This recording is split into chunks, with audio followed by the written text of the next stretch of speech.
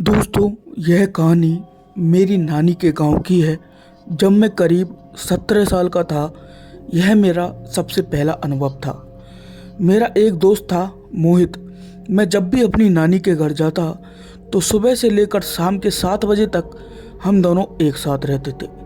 यह किस्सा जब हमारे साथ हुआ, उसके बाद हम दोनों ने कुएं के पास खेलना बंद कर दिया। एक दिन मोहित आया और बोला, चल राहुल, मेरे घर पर खीर पूड़ी बनी है, साथ खाते हैं।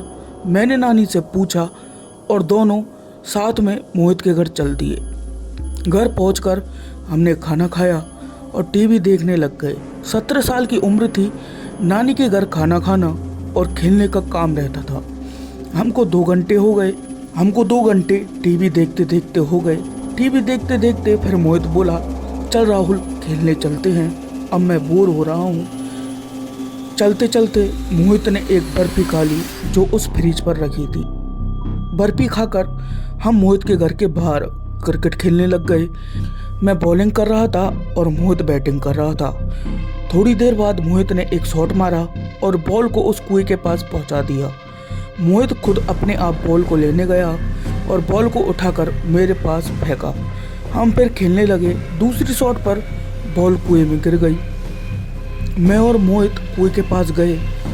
एक साथ बहुत ठंडी हवा कुएं में से निकली और मोहित शांत एक जगह पर खड़ा हो गया। मैं उसको देखने लगा कि क्या हुआ। मोहित बोला, अब नहीं खेल रहा मैं, मेरे सिर में दर्द हो रहा है। मैं बोला, ठीक है, पर यह मोहित की आवाज़ बहुत भारी हो गई थी। मैं थोड़ा सा डर गया था। 2 से 3 दिन हो गए, मोहित ना घर आया ना अपने घर पर मिला।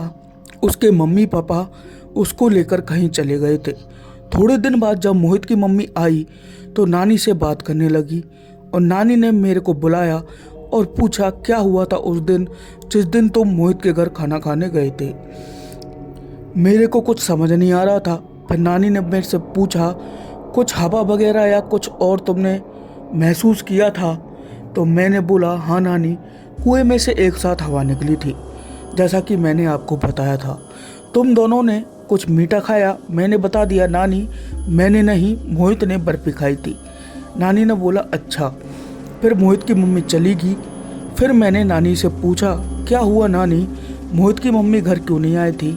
नानी ने बोला, मोहित की तबीयत खराब है। मैं डर गया। फिर शाम को मम्मी और नानी बात कर रही थी। मैं टीवी देख रहा था तो मैं उनकी बातों को सुनने लगा। नानी ने बोला कि राहुल के साथ जो मोहित रहता है उस पर उपल्ला हो गया है, यानी उस पर भूत का साया है। पहले 2 रोटी खाता था, अब 10-12 रोटी खाने लगा। राधा को शक हुआ तो उसने पूछा, मोहित क्या हुआ? राधा मोहित की मम्मी का नाम था। तो मोहित में से एक 40 साल के आदमी की आवाज़ आई और बोला, तुम मेरे को रोटी भी नहीं खवा सकती? तो राधा ने उसका ताबीज़ बनवा दिया है, पर तू अब राहुल को उसके साथ एक साथ खाना खाने मत देना। तो दोस्तों, यह कहानी मेरी कहानी है। और भी कहानी मैं आपके सामने लाता रहूँगा। मैं यह वादा करता हूँ, मैं कोई भी कहानी बनाकर नहीं लाऊँगा।